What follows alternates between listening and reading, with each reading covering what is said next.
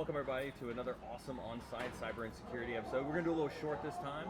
Glad to catch up with my good friend, Joel Fulton from Lucidum. How you doing today, sir? Good to see you, my friend. Dude, finally in person. Right. I know, Yeah. after multiple stream appearances, some of the more successful videos have been with you on them. That's cool. It's great to see you in person, dude. It's How's nice it to going? be here. You know, it's the tail end of a long multi-city tour. Yeah. So there's a number of events, and you know, with the rescheduling of RSA, Yeah. all of that has kind of been compacted. Yeah. So it's exhausting, it's valuable, and honestly, it's really good to see old friends and new friends. That has been a big deal. So let's talk about that a little bit.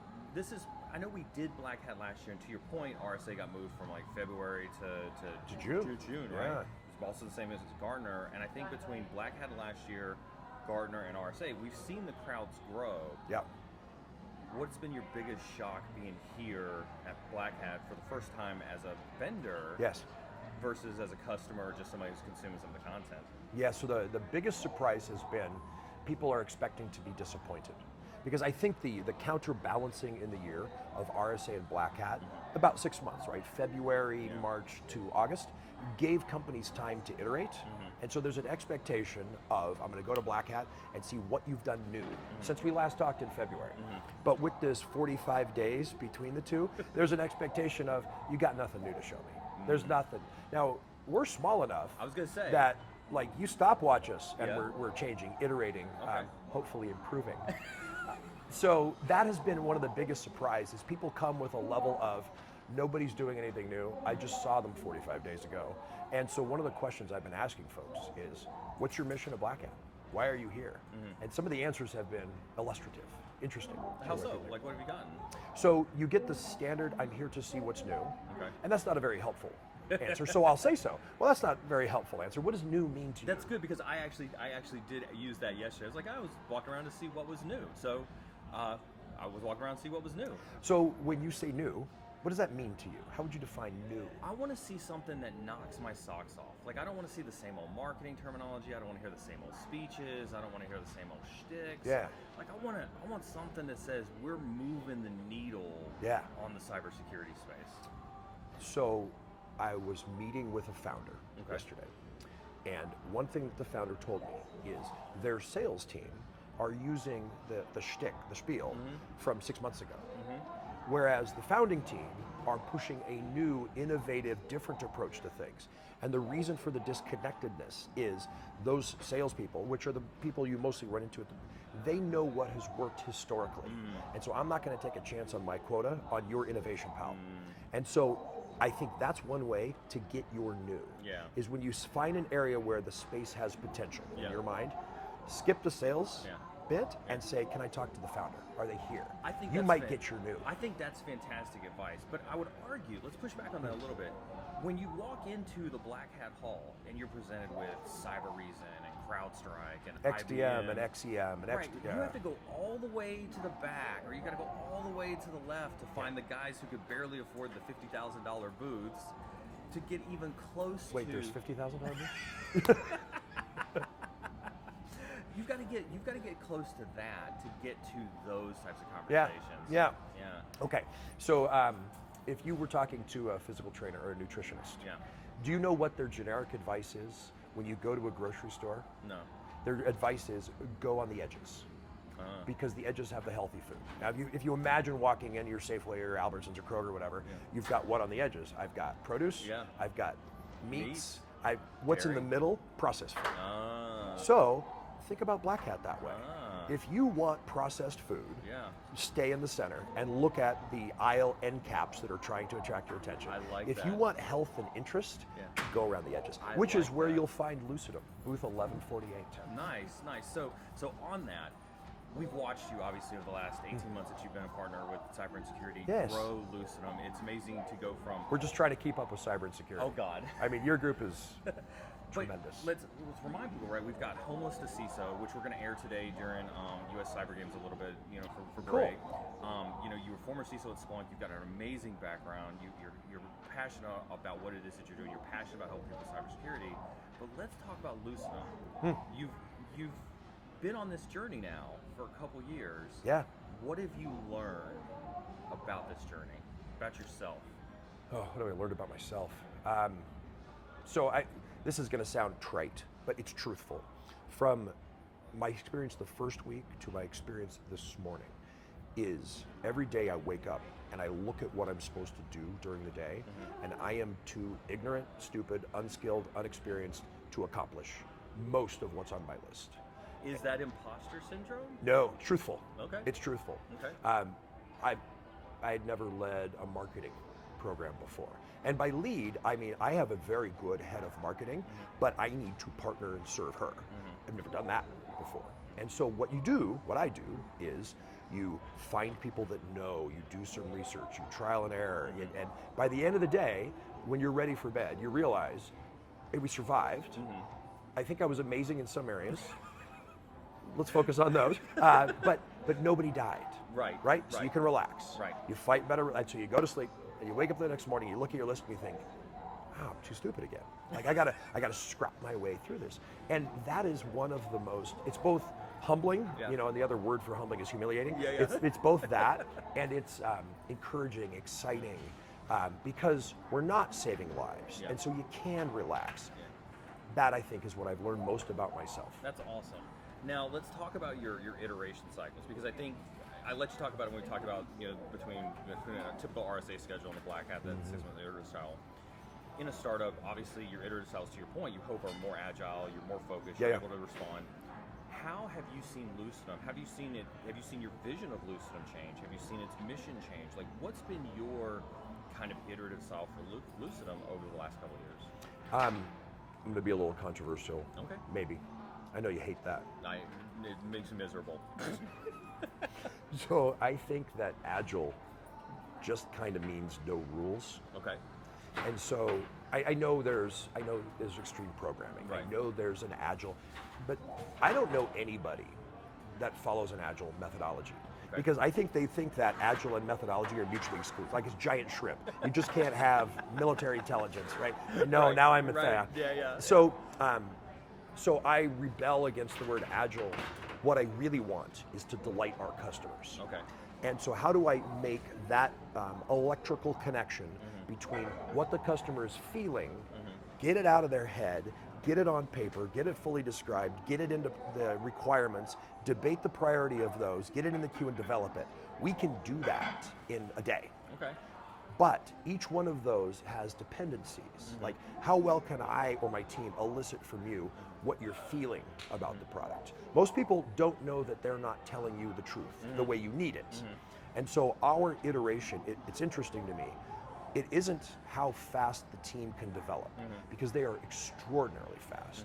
It's really the dependency is how fast we can get a connection and we can get out of your head what it is you believe and you're feeling, but you may not be able to articulate. That is what is the bottleneck in the speed of iteration. It is not our engineers. Our engineers are amazing and fast. That is the bottleneck. Let me ask you something to counter that controversial point, right? Okay. When you're a startup, we like to talk about that ability to get it out of your head and make product decisions and make changes quickly like that.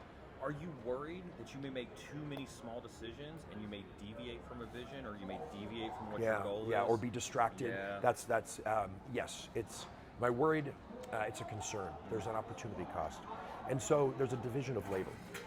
So we have a wonderful chief product officer who is doing, and our sales engineers who the title don't fit well. Like they're bigger than, and so that nothing matters except delighting the customer in terms of Lucidum's right mission. So the more people there are that are empathetically interviewing, connecting to understand that, now I can do the other thing, which is this a distraction? What is our vision? Where are we going? Are we sure? How do I know I'm right? What would it look like if I'm wrong? That is really my step that I'm doing now. Okay. So when you consider go-to-market, do you use channel partners? Do you look at MSSPs as resellers? Those come with entanglements. Are those entanglements a distraction? Are they sufficient distraction to put you off your feed there? And so that is really my focus as these people who are more experts at empathetic elicitation are doing their work. That has become more my focus. How, that all sounds awesome. Is that something that you knew that you would have to overcome as a challenge when you started this? So every morning when I wake up, I realize I'm too stupid. I didn't, like people, so it's hard So one of the things that you do in interviewing is you get information out of Yeah. people.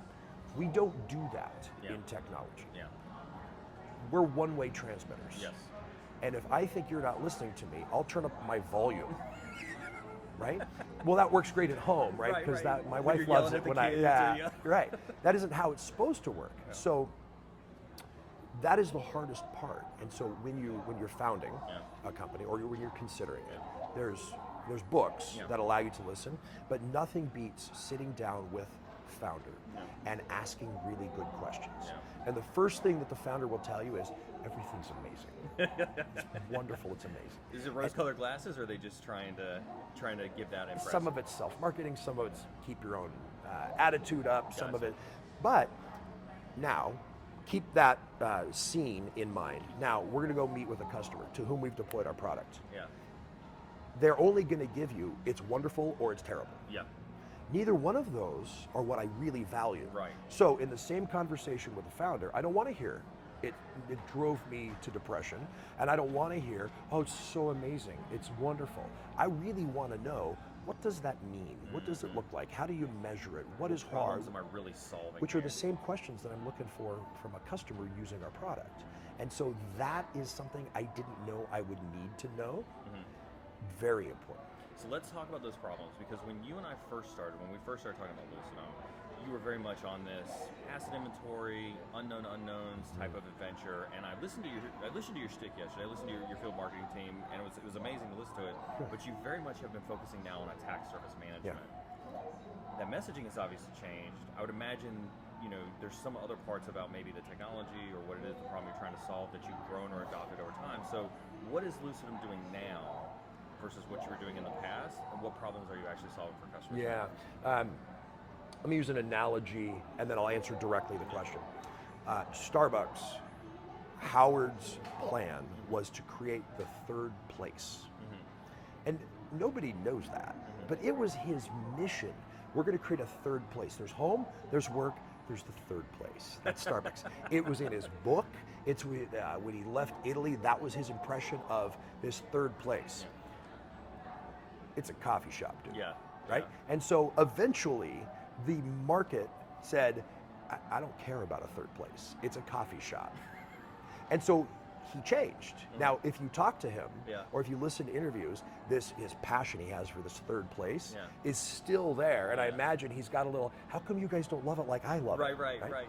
So that's my analogy. I like that one. So I think that the discovery, so that you can immediately manage things that store, transmit, and process data, the identities and the data stores, that is paramount. It is a foundational skill and expertise upon which I can build strategic planning, KPIs, deception technology, incident response. If I don't have this, I'm a boxer with no wheels. If I have this, I'm strong.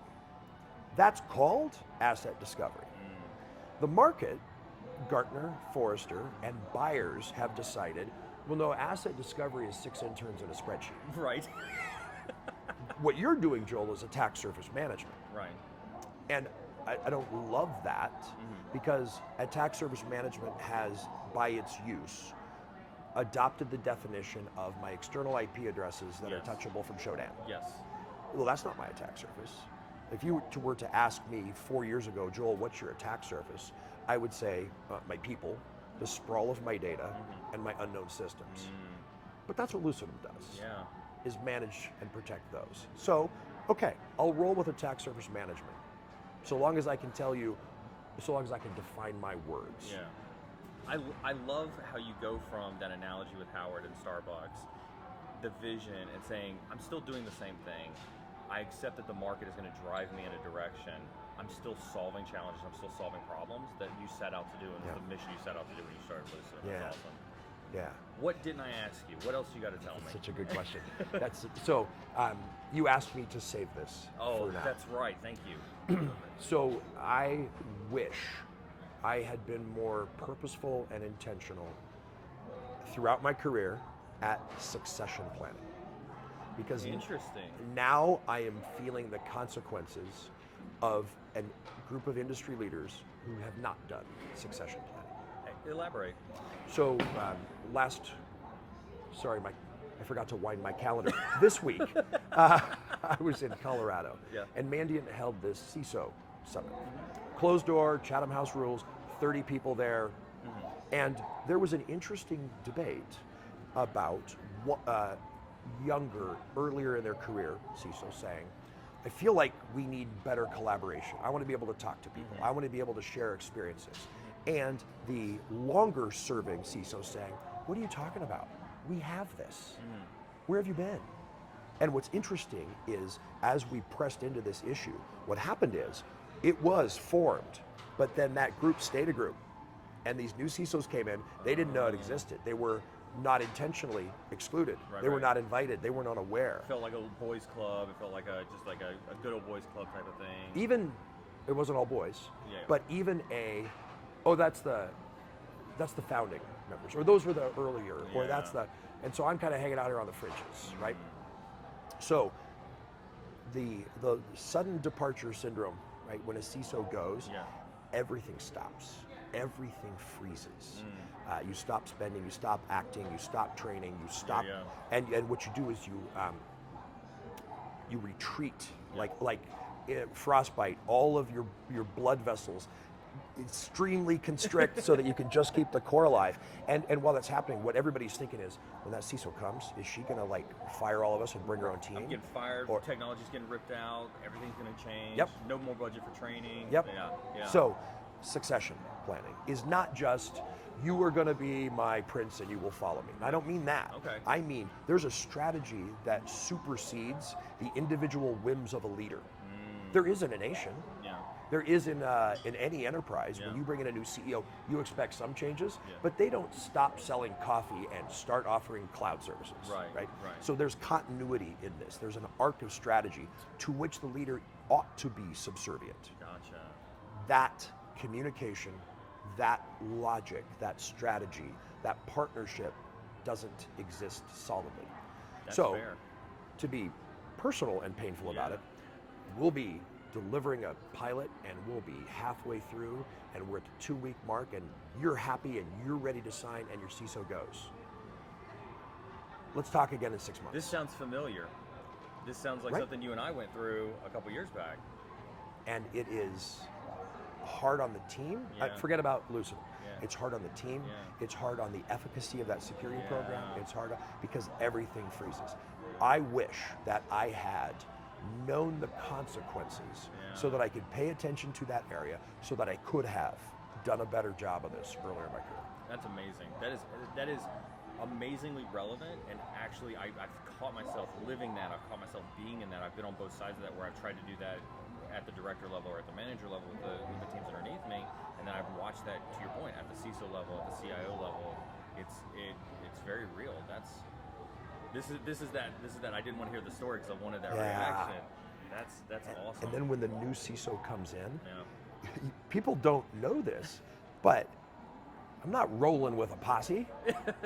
Like, I don't show up like, all right, all y'all are out of here. Red bandanas, we're in, right? That isn't how that works. People have their own careers. Like, I'm not a cult leader. I may call a couple people and be like, hey, do you want to come do this thing with me? And what they say is, okay, right now I've kind of made a commitment. I feel emotionally attached to what I'm doing. You need to give me about 90 days, and then, like, that isn't, hey, here comes the herd of marauding and we're taking over everything. So when that new CISO comes in, what that person is doing is going, okay, so how do these people feel about what's happened? What's a win for me? What's going on? What is you're diagnosing a patient that you're not sure whether they're a triathlete or comatose. You have no idea when you walk in. The only thing you know is everything you heard during the interview is a negative indicator. It probably means the opposite of what you were told, right? And so you got to go figure all that stuff out. And if I walked in as a CISO to a team that said, we're glad you're here. Here's the strategy we've been following. Here's our KPIs. Here's what we're after. And here's why we believe we're right. Here's where the last CISO was taking us. Here's what her weaknesses were. Here's what her strengths were. Here's how we compensated for those as a team. Welcome to your new CISO job. I'd be at cloud 9, man. I'd be like, sweet. Right. I've got the playbook. I know where we're going. I know what you've been working on. I know the strategy. I know the goals that we're trying to achieve. And I think you and I've talked about this on stream, is that the dichotomy we've built in CISOs is you do your 3 years and then you're gone, and then your strategies change, and then what you were working on before isn't your new strategy, and you've got 5 or 6 unfinished projects as you've looked at an organization.